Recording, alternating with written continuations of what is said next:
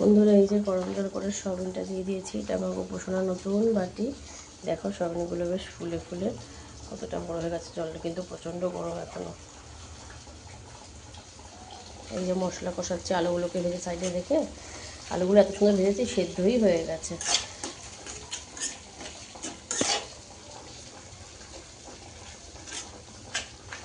আর বারবার বলছে আমার আলুর সাথে মিশা, আলুর সাথে মিশা। চলো এবার মিশিয়েই দিলাম। তবে এই কড়াইটা আমার কিনে খুব ভালো হয়েছে, সেটাই দেখছি আমি। খুব সুন্দর হয়েছে, ভাবতে পারিনি কড়াইটা এত ভালো হবে। কি ডায়লগ না। আলুর সাথে মশলাটা মিশিয়ে নিয়েছি সুন্দর করে। কারেন্টটা চলে গেল।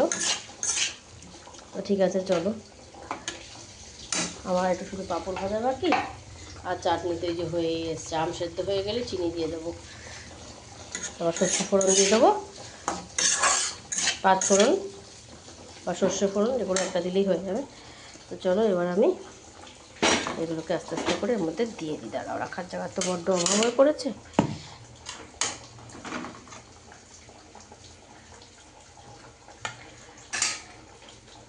দাঁড়াও বন্ধুরা, একটা মাথায় বুদ্ধি এসেছে।